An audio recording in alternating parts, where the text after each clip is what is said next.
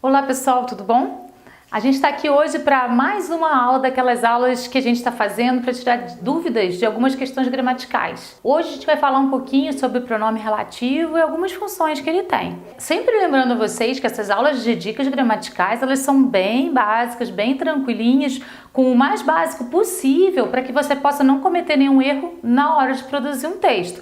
As regras são mais longas, elas têm mais aprofundamento e eu passo para vocês aquilo que é o mais básico de cada regra para que você possa então utilizar isso no seu cotidiano, na hora de você escrever um texto com maior facilidade. Se você gostar da aula, não esquece de dar o joinha aí no nosso canal e se você gostar mesmo, pode até se inscrever. Se você quiser também, pode ativar o sininho que está aí embaixo, que aí toda vez que aparecer um vídeo novo nosso, ele vai apitar aí no seu celular e vai aparecer para você, belezinha?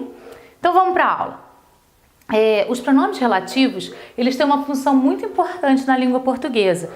Eles têm uma função coesiva, de substituir a palavra que vem imediatamente antes dele. Eu falei imediatamente antes dele. Então, assim, o pronome relativo não substitui algo que está lá atrás no texto. Ele substitui aquilo que está antes, imediatamente antes dele, tá certo? Então, algumas pessoas cometem o equívoco de utilizar o pronome relativo para substituir algo que já falou muito antes no texto. Isso não pode.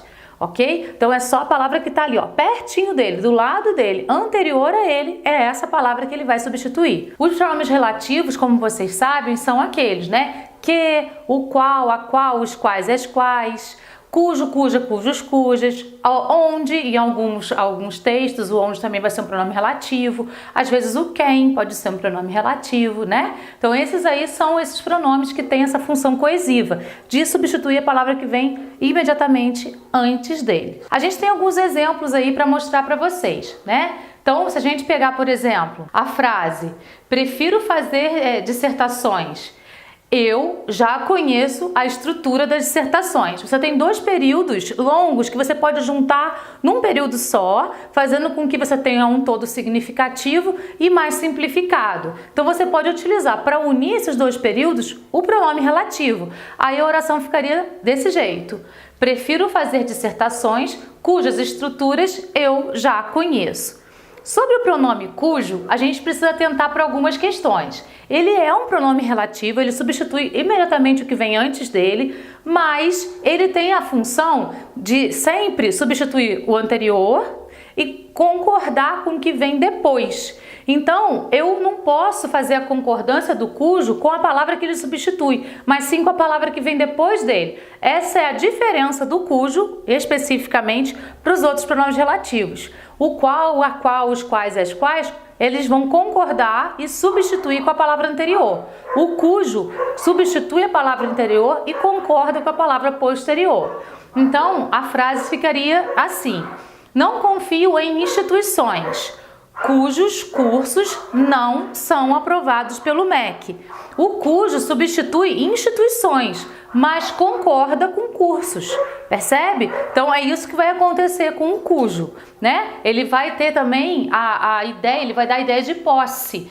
Os cursos são da instituição, por isso eu posso utilizar o cujo aqui. Se ele não der ideia de posse, se for uma frase em que ele não dê ideia de posse, eu não posso utilizar o cujo. Então numa frase como, esta é a prova cujo falei, não pode, porque aí não tem ideia de posse, nada disso. Então aí nesse caso você vai ter que usar o que, efetivamente o que. Então você vai ter que dizer da seguinte maneira, essa é a prova que farei.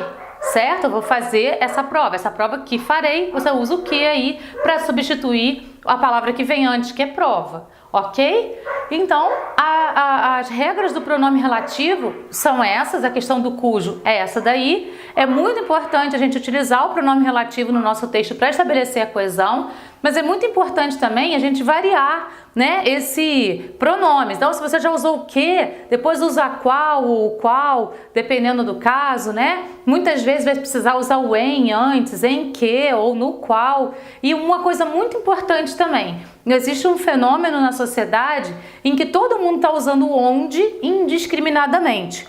O onde, ele só pode ser utilizado com relação a lugar. Então, a palavra que vem antes dele tem de estar relacionada à questão lugar. Se não for assim, a gente não pode utilizar o onde, a gente tem que utilizar o em que. Então, isso é muito importante a gente saber também. Esse fenômeno do onde aí é um fenômeno que está atingindo aí a sociedade como um todo, mas ele não pode, a gente não pode corroborar com isso. A gente tem de utilizar da maneira certinha. Onde somente para substituir lugar. Então a palavra que vem antes dele tem que estar relacionada a lugar.